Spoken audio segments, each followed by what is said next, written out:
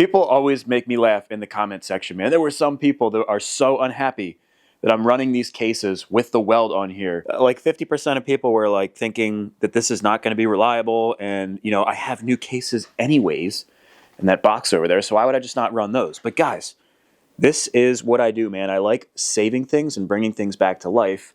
And don't forget, this is a 30 horsepower Z400 engine. It's not NASA, all right? We're not, what is it? This is not Challenger 1. We're not going up to the moon. Plus, once it gets all dressed up, that stuff just kind of gets hidden. So I think this is going to be a solid fix. We've got all our parts laid out really nice. Basically getting ready for the engine build. The Z400 and the KFX 400 and DVX 400 and even the DRZ 400 all share the same platform. So I'm sure there's a lot of people that can benefit from the full engine build tutorial. Those usually come out after the series, after I've run the machine and I make sure that the engine's running right and everything. So let's dive into it. Now, so far, this has been the most involved build I've ever done. I've done, you know, bottom to top restorations and stuff like that. I've done mostly OEM restorations. I've done plenty of the resto mod things. Those are way easier, I'm learning, because this is the, you know, I want this to be basically OEM. Besides the design of the machine, you know, we're making it like a special edition theme. All of the bolts are OEM. I'm trying to put everything, even down to the color of the bolts. I want everything to be just like OEM, and it's been taking forever, man. You wouldn't believe how much time it took just to lay out all these parts and get everything organized to make sure that it's going to be going together 100% the way that it was from the factory. And I'm even using the X-Star thread locker. These are the Suzuki brand thread locker. I've got the X-Star grease. I've got the X-Star gasket bond. That's for like the center cases. I've never gone this far with trying to make something super OEM. Does it make sense to do it? Probably not. In fact, even some of the stuff from the factory, I think, is like, you know, people modify that stuff to make it better. You know, a lot of people ask me how I stay organized and how I know where things go. And really, the prep before you start a build is where it matters. So right now, all of these parts right here are the center case pieces. So I like to break my engine builds up into sections, all of the entire machine really in sections. So what I'll do is I'll do the center cases first, and then I'll do the clutch side, and then I'll do the stator side, and then I'll do the cylinder, or whatever order the manual suggests or I prefer. That's what I'll do. So this is our transmission. We've got our reverse gears. We've got the case bolts all bagged out. I already measured all the proper bolts and everything, and I made sure that there's no pieces missing from what goes in the bottom end. So as I'm putting the bottom end together, I don't have to worry about forgetting a washer or a spring or something, because if it's on this tray, I know it goes in the bottom end, and I'm not going to close it up until this tray is free of parts. And then over here, this was the real doozy. There's so many pieces here, and I discovered, you know, I thought originally this Z400 had never been cracked open, but definitely it was. And there were missing bolts, there were incorrect bolts, there were jimmied up bolts. And in doing an engine like that, it was practically a basket case. Doing it like this, though, really is going to help with the build process. You know, over here I have all of the parts for the head. I've got the cylinder, and I kind of localized all the parts together with where they go to make it a little bit less likely that I'll forget to put something in the engine as we're building it. But we're just going to focus on the bottom end. I probably will finish the engine and show that finished product in the video, and this is not the tutorial. So this is going to be, I will be skipping steps in the editing and stuff. The full tutorial, like I said, that comes out after the series. But it is fun and interesting to put this thing together. And who knows, maybe the case is warped from welding it, and the transmission won't fit. So this is going to be a trial and error thing. I've already got the bearings and stuff loaded in here, and the bearings went in no problem. That's a good sign that nothing is warped, but that doesn't mean we're out of the woods yet. We've got to get it together and make sure that everything spins freely, and then we'll probably be good. Maybe it'll leak when we put oil in it, but who knows? You know, what is a 20-year-old quad without a leak anyways? All right, now we're going to install the crank. We're going to do it on the left side case half. We're just going to stack this up on some 2x4s. A lot of people are like, oh man, you should use an engine stand. And if you have one of those, that's great too. That can help you out a lot, but I know a lot of people don't have those. So we're going to do it garage style and use some 2x4s. You know, you got to remember, us common folk, we don't always have these expensive tools. And this is going to pull the crank right through. We should see it pulling right up into that crank bearing. Oh, almost forgot. Want to make sure that the rod is coming out into the opening. I literally almost just made that mistake right after getting done telling you guys. This one's going in nice and easy. and we'll just pull this until it bottoms out. Sometimes you'll hear like creaking and cracking sounds. That's totally normal, unless it's like super violent, but it should come through nice and straight, especially if you have it up on these blocks. Sometimes when you're doing it on an angle on the bench, the crank won't want to come through straight, and you have to do it over again. So, all right, I think we are bottomed out. That's what she said. All right, now we can move into the transmission. So we're gonna roll the crank so that we can get the counterbalancer in here. It literally just pops in place like that. And if it hits, it's okay. This will be timed so that it doesn't hit when the engine's running. Now, I'm gonna try to do this in a way that you guys can see what's going on, but it can kind of be difficult, you know, getting my big fat hands in here and everything and still letting you guys see. So we're gonna start with the reverse idle gear shaft. So this will pop in place right here. Now we're gonna put our counter shaft and our half shaft in, and we're gonna do our best to mesh these together nice and tight. Now I'm gonna try to do this here, like I said, so you guys can see. I'm basically just curling my one finger around the one gear at the bottom so it doesn't fall off. But it's easier said than done.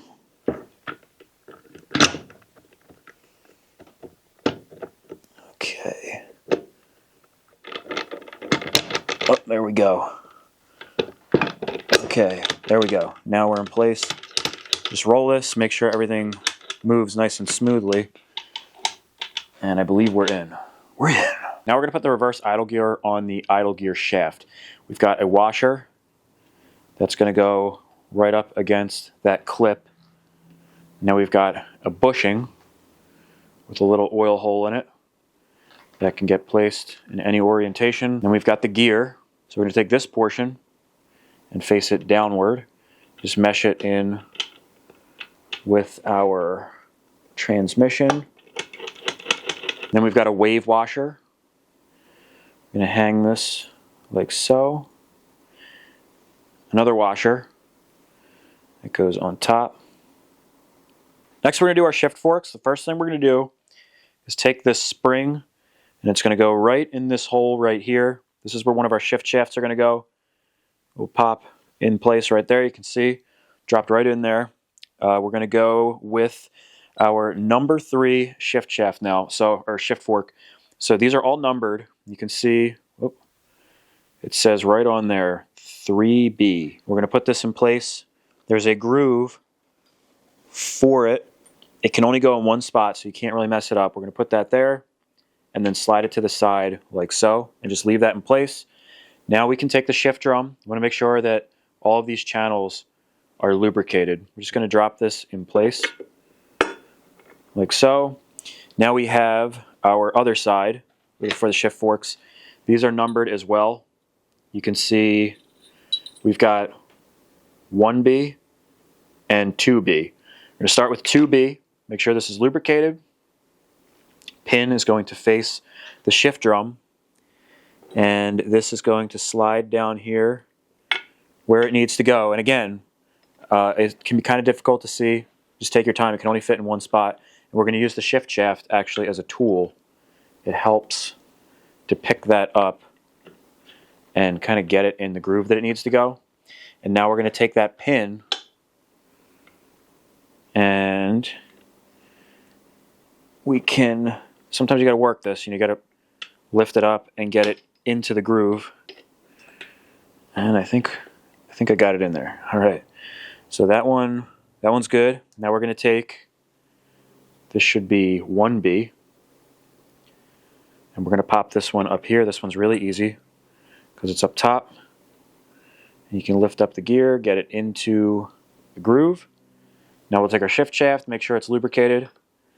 Put this through, line up both of our forks, and then it lines up with a hole in the case. That one's good to go. Now if you guys can see this pin right here on the number 3 shift fork, we have to get that one in place as well. I'm going to use the shift shaft here. Try to guide it. It has to lift up a little bit. There we go, and then boom, popped right into the shift cam.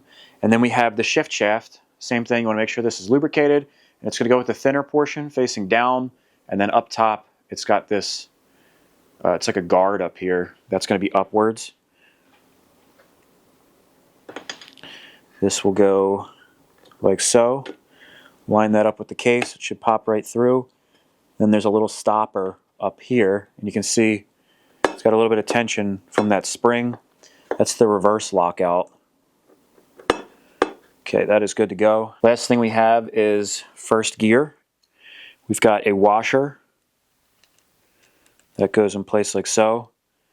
Then an oil ring. That'll go in place also. They want you to line this little hole up with the hole in the shaft, but it spins. I don't know how necessary that is to do, but we'll do it. Okay, that's lined up. Then we've got the gear itself. You want to face it with the dogs inward. And then there's one more washer. Goes on top. Now's a good time to make sure that the transmission rolls freely. Ours is looking good. All right, we're going to go ahead and put our case sealer on and then put the two case halves together. We're going to be using Suzuki X-Star. This is their 1207B silicone gasket. This is what the OEM service manual recommends. You can use Yamabond, Honda Bond, any kind of equivalent sealant, but we're going to be using the Suzuki. The first thing that's really important is making sure that the mating surfaces are good and clean. Otherwise, the gasket sealer might not work right. So I'm using a little bit of lacquer thinner on a rag. My cases are already really clean, but if you get oil or something on there as you're putting the transmission and stuff in, that can mess it up. So it's a good idea to just go around and wipe it down, make sure that it's all clean. And we're going to be doing both sides before we put the cases together. So just make sure that both halves are good and clean. Before you even start, you want to make sure you have your dowel pins and your case bolts ready to go, because once you start putting this stuff on, time is the element. You know, I've gotten away with Yamabond. I've gotten away with, you know, even like 45 minutes before it cures. So you do have some time, but ideally you want to get this done within 15 minutes. So we're going to pop off the top here. Pop off the top. And I'm going to put this on same way I always do. Just going to kind of go ahead and spread it around the cases. And after it's been evenly distributed for the most part, the technique that I do, I just dab it like this. That kind of gives the cases, or the silicone, some body. And you want to try to make it nice and even all the way around the mating surfaces. Okay, our sealant's on there. Let's go ahead and put our dowel pins in place. This is a good time to put some anti-seize on them. That way when it comes time to tear it down again, which will hopefully be never, because we're doing such an awesome job building it, it will make it much easier to remove these. Pop these in place. There is one that goes in the back, and there is one that goes in the front. Good. All right, now I'm going to do my best here not to touch any sealant while doing this. Kind of using the where the cam chain goes as like a handle, and we'll just line this up and drop it in place, hoping this goes on better than it came off, because it didn't come apart that easy. I'm just trying not to touch any of the sealant, because that stuff will get all over. And this is when you just want to take your time, make sure everything is lined up. And it is possible we might have to use the crank puller on this side too. It looks like it's getting caught up on the crank. Not a problem. Well, we've got a reverse thread on that, and the tool does not work. So it said in the service manual that it was, damn it, it was, it should drop in place. It's only a sweat fit on the one side, but you know, clearly it's not. So in the engine tutorial, you won't see any of this stuff, but we have to custom real quick weld up a custom piece for that. I don't know if Suzuki makes a special tool, but luckily I have an extra bolt, and I'm going to another reverse threaded bolt. So, damn it, this is what happens when you're not prepared, you know. I didn't think we were going to have to do. We should always be prepared for either side being a press fit like this. But we should be able to weld this real quick and still be just in time for the sealant to be okay. It's only been maybe 15 minutes. And like I said, I've gotten away with 45 minutes before. So this should take about 5 minutes and then we'll be good to go.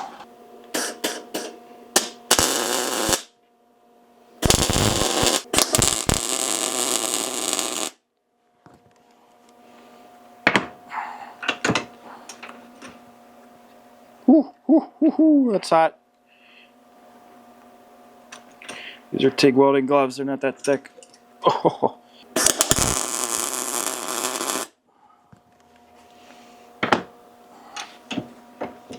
All right, one more. Whoo, man, is that hot? That should be good. Okay. We're in business. We are in business. All right.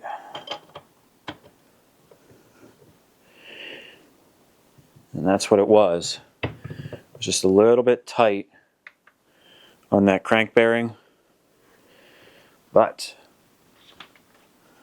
it looks like we're good to go now. And it is okay to tap around with a mallet, a dead blow, just to make sure it's going on nice and smooth.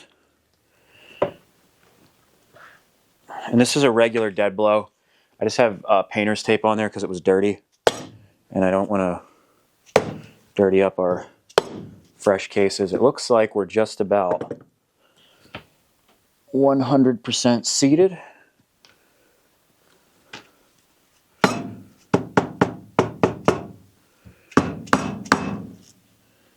think we're good. All right.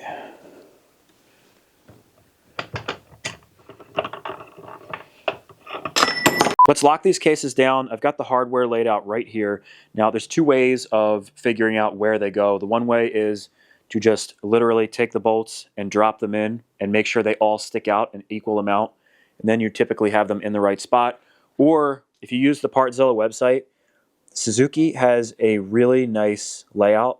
You can see they're numbered 3 and 4, and they have the sides of the case 444, 333. Now to find out what those are, right here we have number 4, and these bolts, at least from Suzuki, you can see it says 70B. They're the last 2 digits. That means it's a 70 millimeter bolt. Then you can measure these, and ideally you want to do this before you put the sealant on there. You have all this stuff prepared. But this is a 70 millimeter, so now where all the 4s are, that's where the 70 millimeter bolts go, and where the 3s go, they are 40B, so they're 40 millimeters. I have all those laid out right there. And you just look at the schematic and it'll tell you exactly where they go. I'm putting a little bit of anti-seize on these as I go. Just dropping them in place first. I'm going to use the Milwaukee to run these in. I'm not tightening it down though. This is a great tool to have. It's an impact driver, so you don't want to tighten them with this. And it also has adjustment settings for how powerful the tightening torque is. If you're new with these impact guns, put it on setting 1. It goes to like 5 to 7 foot-pounds of torque. You don't really have to worry about stripping anything out. But I'm really just using this to run the bolts in place. It just saves a little bit of time. Not tightening them down just yet. Now I'm just going to snug these by hand. And I'm going to go in a crisscross pattern. And we'll be torquing them next. I want to get the bolts in on the other side first. All right, let's see if we can flip this over without getting sealant all over our hands.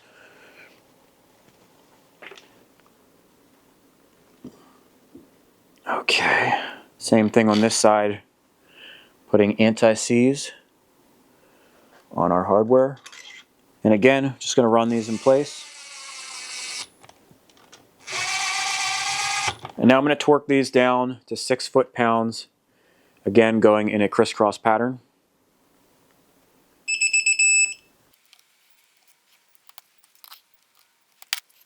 Now we'll flip this again, get the other side. And then once I think I have them all, I'll just go around and make sure I didn't miss any.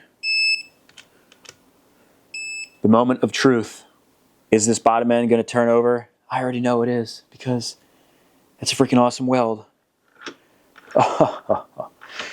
Like butter, man. Transmission feels nice and smooth. Crank, even smoother. In fact, I think it's even smoother than it was before there was a repair on this case. You guys that said that was a bad idea, I don't even know. And really, what fun would it be if in the very last moment we didn't have to weld up a custom tool? So this works just fine, and actually the original function of this piece still works, but I'll probably order that just in case.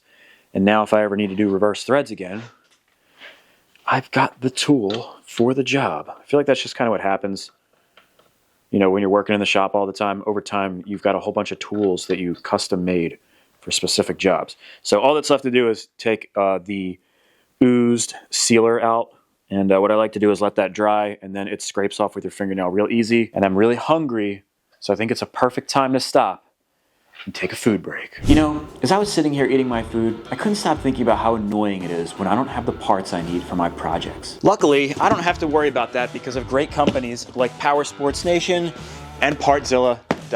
Power Sports Nation is my go-to spot for used ATV and side-by-side parts. I can count on all the parts I order being inspected and competitively priced. Plus, all parts, including electronics, come with a 30-day guarantee, and all orders come with free shipping. They also provide head rebuilding services and crank rebuilding services, like I just got done on this KTM 350 XCF crank, and yes, this is the next project. When it comes to new OEM parts, that's when I go to Partzilla. Whether you're rocking a quad, dirt bike, side-by-side, street, or watercraft, Partzilla has almost any OEM part you can think of for most major brands. They've got comprehensive schematics on their website that help me find the part that I need. They've got a huge inventory, and in most cases, the parts are in stock and ready to ship quickly. And all orders over $150 get free shipping. I'd also like to mention Bonehead Performance that helped powder coat this beautiful blue frame. Motoblast, which did all of the zinc coating on all of our bolts and our vapor blasting on our cases. And of course, Graphics Producer, which helped print these custom graphics. And last but not least, Millennium Technologies, which put a brand new Nickel coating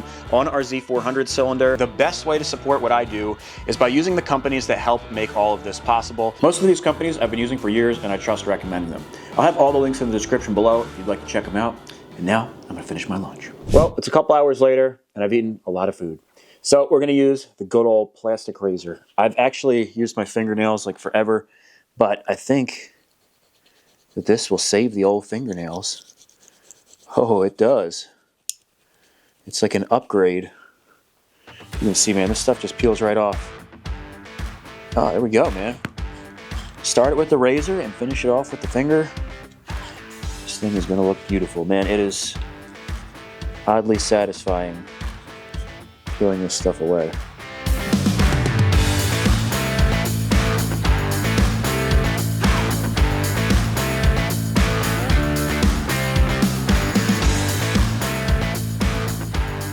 All right, now that the bottom end is done, I'm going to migrate our parts onto our tray and get ready for the next process. So I've got both service manuals out here. I actually have this old crusty climber. Look at this thing, man.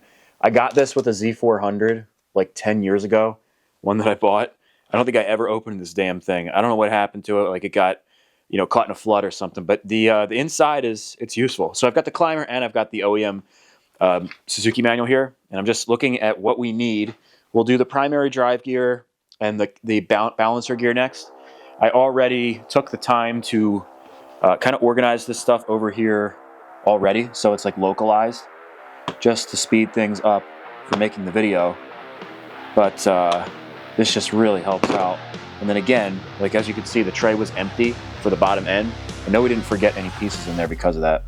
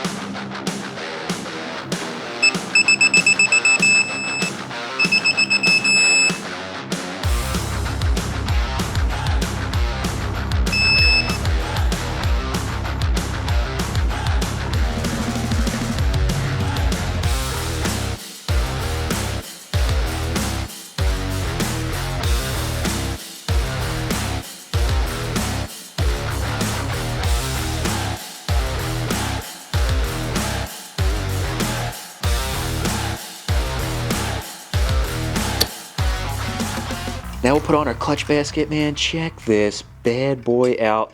This is a billet clutch basket. It's a generic aftermarket because the KFX 400, DVX 400, and even the DRZ 400 share the same clutch basket, especially the DRZ 400. That's a very, very popular model. There's a lot of cheap aftermarket baskets for the LTZ 400. So this is one of those baskets. The old basket was just wasted. Fingers were really grooved out. Already swapped it in and put the primary drive gear on the back. So that's a nice little upgrade there. Plus the billet baskets wear a little bit slower than the traditional baskets. So that is definitely a nice upgrade.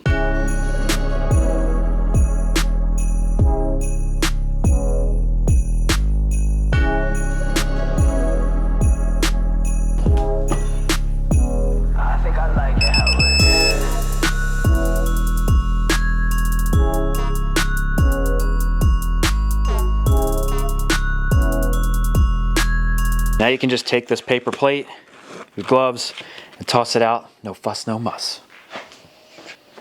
I think I like it how it is.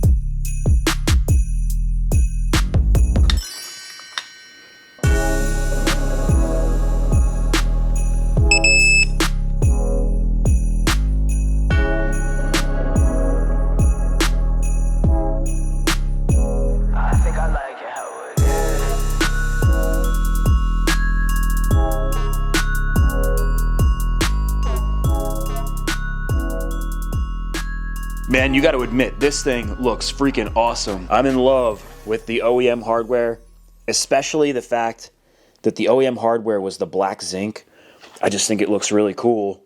So this cover is Cerakoted by Bonehead Performance. It's like a charcoal gunmetal color. And then we've got the bronze, same thing, done by Bonehead Performance. Really nice offset. And then, of course, the vapor blasted cases. I can't wait to get the other side done. We'll take a closer look at this, but first, let's swing around the other side. We've already got all of my stator side laid out, ready to rock and roll. I am loving these plastic trays for organization and just keeping things neat and tidy.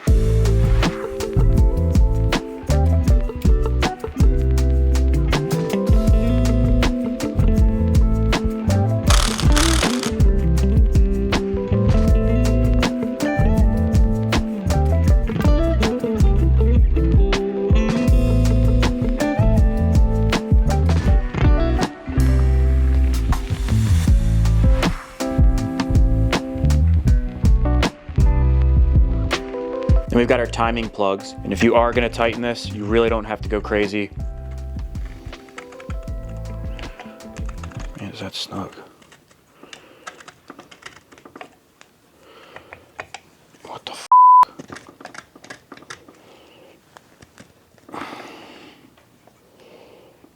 Wow. Well, it would seem that I'm in a situation right now. I had to stop the camera to show you guys this because this is just a prime example of the dumb shit that can happen in the middle of an easy project. So I'm putting the side cover on, and you know I'm filming the tutorial as well, so you got to keep that in mind. And I went to put the timing window on, this one, and then there's another one that goes up here. This is a brand new timing window from Suzuki, and as you can see, those little bumps. It's already got wear marks because, you know, this was, you know, blasted at some point before it got Cerakoted. And if you look at the threads up here, these ones might be okay, but there can be like tiny little grits of sand in there. They do blow them out, you know, at the powder coating place, but also I blow them out. I really should have taken a little mini wire wheel and gone in there for these threads because usually, you know, I do those, I'll run the taps or the thread chase through all of my threads. But for this inspection window, for the timing window, you know, that's a huge thread. I don't have anything to clean that up. I should have taken this little wire wheel and gone over it and just to clean out those things. Well, anyways, I threaded it in literally with my fingers and it got seized. You can see when it's all the way in, it's flush. It's barely in there. I didn't even try to force it. Like a grain of sand is wedged in there and it is completely freaking seized. And I'm so annoyed right now because, again, you can see those little microscopic raised portions. That's from cranking on this thing. You know, I'm sure I can get it out if I really crank on it, but I was trying to preserve this plug because it's a brand new plug. I want it to look fresh. Just super annoying, but the probability of me getting very angry is high because I'm hungry right now. It's about 11:30 at night, and my goal for today was to finish up the stator side. I want to get, you know, the sprocket on and all that BS, and then I can go inside and I can eat and just enjoy the rest of my night, which isn't very long at this point. And you know, shit like this happens, but it happens. So, you know, this is where we are. Yeah, heat would probably help out. But I don't want to torch this, again, because we want it to stay looking new. I did hit it with the heat gun a little bit, and no dice, man. It is totally seized. So I'm going to see if I can get it off. And it's a cheap part, but, you know, I don't feel like ordering that again. So let me see if I can get the damn thing off. These are just life scenarios, man. You know, simple 15-minute jobs that turn into half a day and expensive parts sometimes. So let's... I put some electrical tape on the end of this driver, so just in an effort to make it as soft as possible, and I'm just going to tap it in place. And I did do the impact driver, just like snapping it a couple times, and that's when it got those stress marks. So I'm really reluctant to use that, and with the engine rolling around on the bench, it's been a little bit difficult even getting leverage on here. But man, I'm telling you, I'm cranking on this thing pretty hard. I've tried going this way and then this way. It just doesn't freaking want to move. Like, what are the odds that it, like, and I'm telling you, I mean, I looked at the threads. I blew them out with air and stuff. They looked fine. I guess, you know, just those tiny little grains. That's all it takes to get this shit seized. What are you going to do? What are you going to do? Put some leverage on our wrench, and we'll just very gently... I'm putting a lot of pressure on this. Oh, I can't believe how freaking stuck this is. For not being just jammed. Oh, son of a bitch. See if we can get a little bit of penetrating oil in this bastard. Oh, you know what? We'll tilt the engine up so that the oil can actually get in there.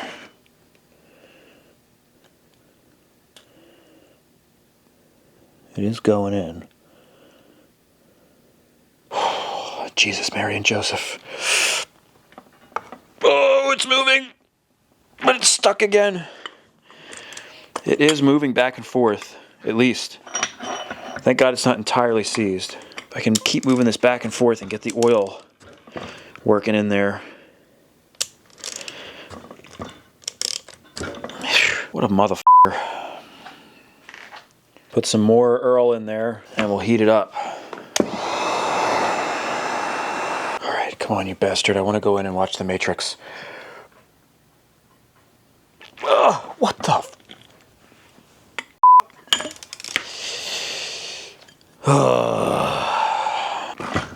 You can see it moves. It just gets seized for whatever reason. Right there. It just won't go any further forward or any further backward. It's just, all I can think is that a piece of sand is just perfectly wedged in there somehow. And it's just being a real son of a bitch. You son of a bitch.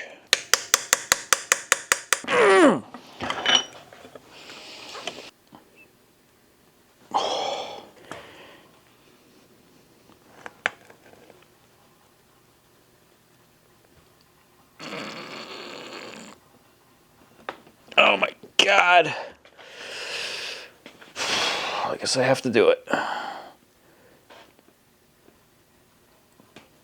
Oh my gosh. I can't believe this. How could it possibly be so freaking stuck? I don't know if I want to pull much harder than that. Son of a bitch, how could it be so freaking stuck? And I know I should be using a breaker bar, just bear with me, will you? It's got a lifetime warranty, so if it breaks, it breaks.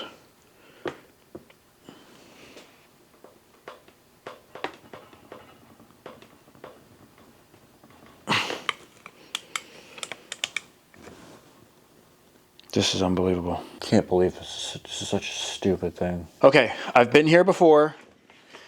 I'm at a situation right now where it's getting late and I'm hungry and I'm frustrated and I really just want to have this finished.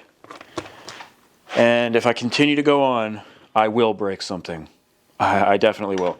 So I'm going to set this aside, put some penetrating oil in the bolt area, cap, whatever you want to call it. And I'm going to call it a night, and we will pick it up tomorrow. And I bet you it'll come right out. It's just, it's not happening tonight. That's all. You're a real bastard, you know that? Okay, I'll see you tomorrow. Good morning.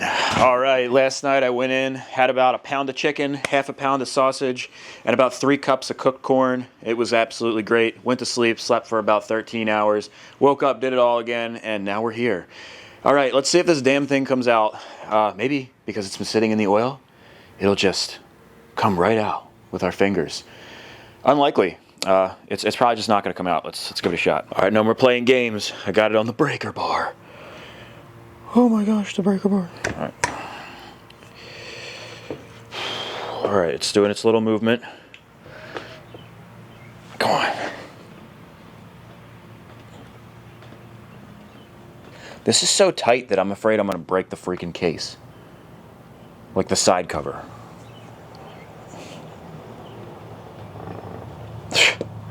What the f? I don't know what I'm going to do here. Completely freaking seized. This is so weird.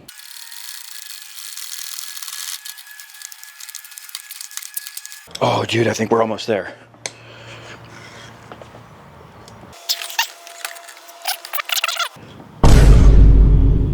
Oh.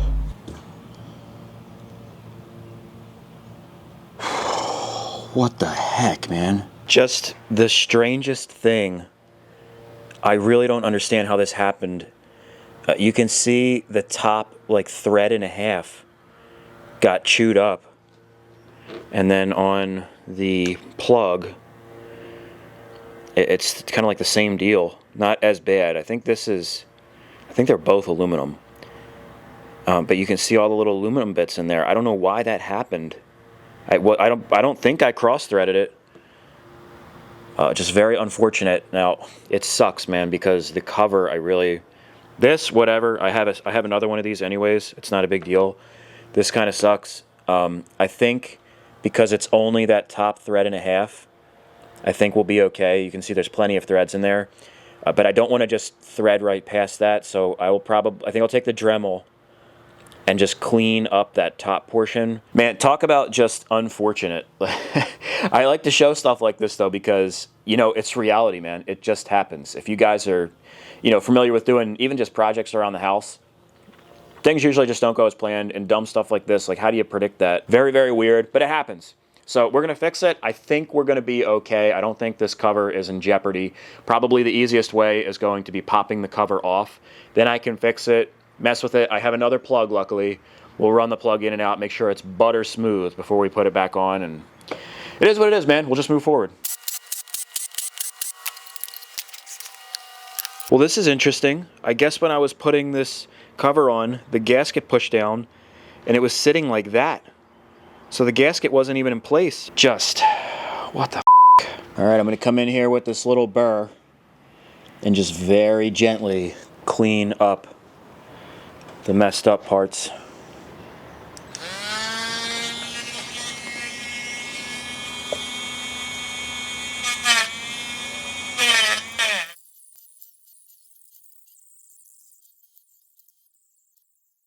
All right, it's not looking bad, but you can see there's plenty of good threads in there. I don't think that's going to be a problem. Now to smooth that out, I'm going to go in with this drum and just kind of smooth out the edges, make it look a little bit more natural. And then I might hit it with the Scotch-Brite. This kind of gives it like a nice, even, clean texture. And then I can go in, clean this thing up, and we'll test out another one of the plugs, and hopefully it'll be good.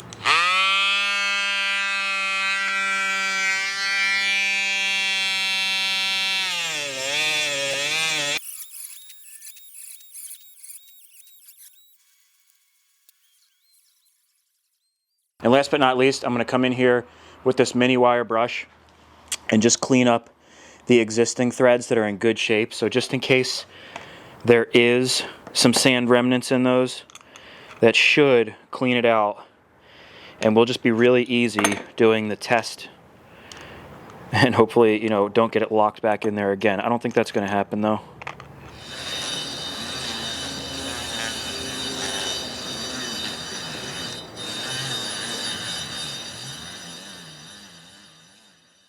All right, this looks pretty good. I'm going to clean this out and then we'll give it a test. It looks pretty good all the way around, and even the entry point, I went in with a pointed burr and shaped that real nice. So it should work, no problem. And then here is, this is actually the cover that came off. This is the original one from the 03. And I just replaced it because you can see there's like a little bit of graininess, like there was some pitting in the aluminum or something, but I definitely don't want to use this. This was brand new. This one definitely, the threads are jimmied up. So we'll use this one, and all right, man, I'm holding my breath here. Oh, I got that, and I did put the new O-ring on here. Oh, butter. It's like it's even better than it was from the factory. Freaking crisis averted, man. Just, what the heck? Check this out, guys. I discovered as I was putting the stator cover back on, the gasket, again, moved out of place. I figured out why. Check this out. So on the back side of our cover, we've got the pickup coil, and you see how it sticks out? Well, this gasket has this big extra paper piece right here. And watch, when I put this on, I guess I just didn't notice the first time. You see it pushing against the gasket? It can't, it doesn't fit in there. It does, but as you push, it pushes that gasket down. Because of that, it actually, oh, come on, damn magnet. It actually ripped the gasket. It pulled it apart. So that is definitely something that I'm going to put in the tutorial. This gasket, you should trim this section out where the pickup goes. It's really surprising because this is like an OEM gasket. You would think that that's something that, you know, it would come like out of the box having that section cut out, but I guess not. And now our cover should fit in place, no problem. I'm gonna line up your dowel pins. I think we're good.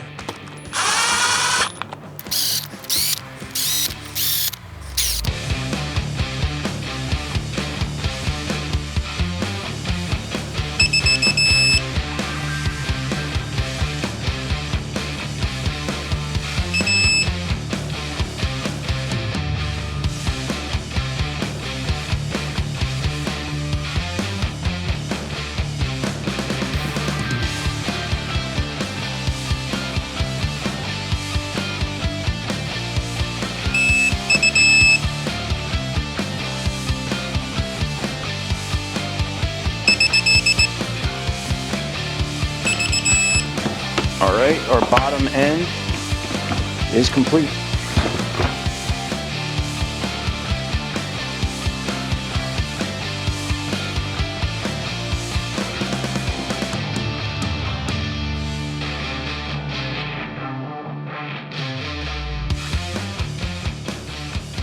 This thing looks absolutely to tease. It looks awesome, man.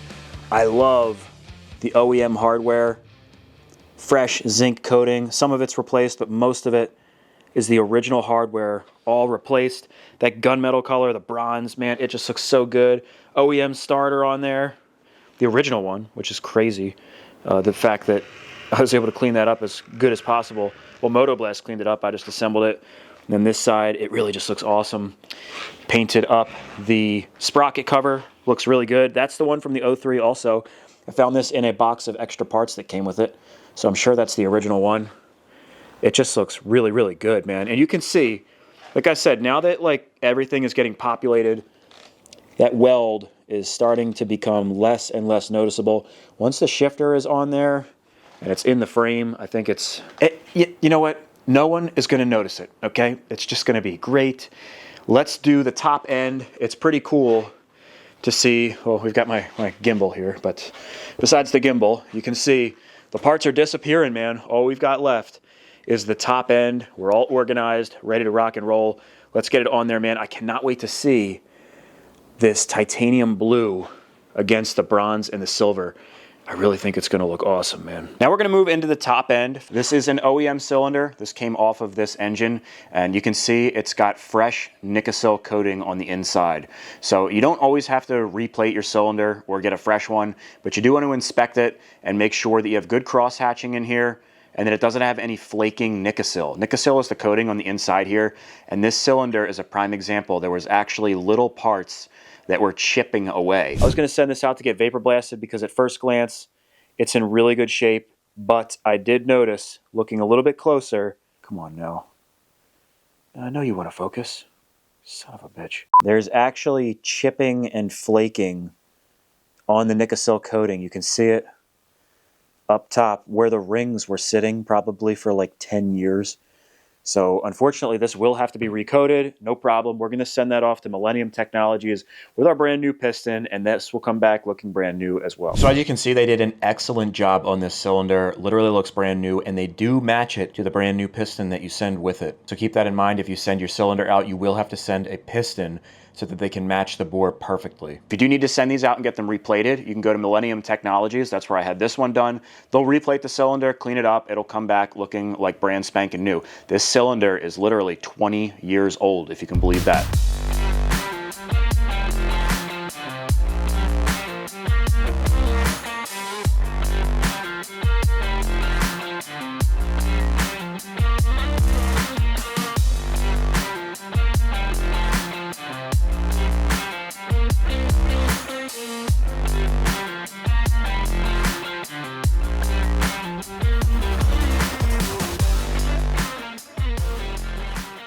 Now we'll put the cylinder head in place. I had mine done by Power Sports Nation.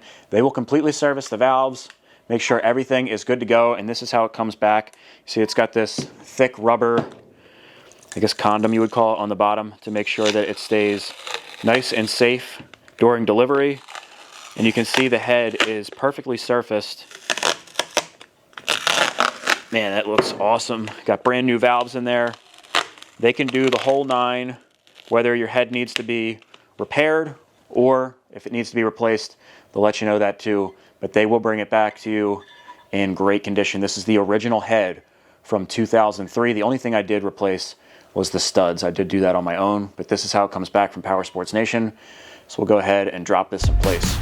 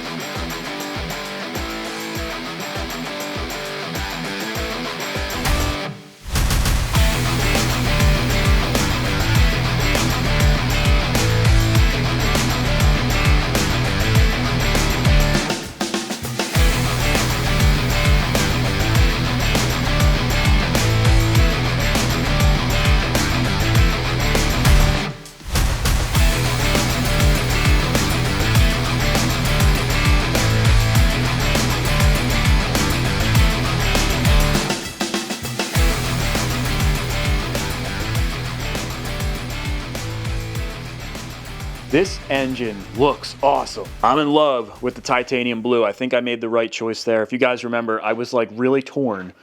I saw it on the wall of colors at Bonehead Performance, and I was like, yeah, I think that might look good in there. And if you put the quad in the background, you can kind of see a glimpse of what it's going to look like. I do think when it's in the frame, it's going to look even better, man. It's just, the colors on this build are freaking premium, man. I'm just stoked. Really nice to see all of the engine pieces just disappear, and then boom, there they all are, but together. It's actually pretty cool when you think about it. These trays, highly recommend. This is the first engine build I've done with them. Really helped with organization, and that is the newer Yoshimura pipe. You guys that liked the new old stock one, you're gonna be happy. I had put that one on eBay. It was an auction, it sold, and then it was a deadbeat bidder. And as it was for sale, man, I was like second guessing. I'm like, man, should I run that thing? I feel like it just looks so proper with this color scheme and the whole like 2003 era thing. And I read through the comments, man, there were a lot of people that were disappointed. They were like, dude, that would have looked so good and stuff. So I was like, dude, it's a deadbeat bidder. This is Jesus. He's telling me that I'm supposed to run that exhaust. So we're gonna run that exhaust. I've got a brand new header right there. It's a brand new OEM. I've also got there's a new exhaust shield in here too. I think it's under the radiator. It's in there, but I have to put all that together, and we're gonna run the old one and the new system. That'll go up for sale on eBay. It's beyond the window for returns, so I'll just put it up for the MSRP. The NOS one though, that's gonna be sweet. This thing really just turned out absolutely amazing though. Oh, it is a heavy son of a bitch though, I'll tell you that much. And if we spin this thing around, friggin' bastard, man, this thing has had me working all week. Do you really even see the weld? Like, really, do you even see that? I don't see it. But seriously, it is pretty well hidden when the shifter's on there and stuff.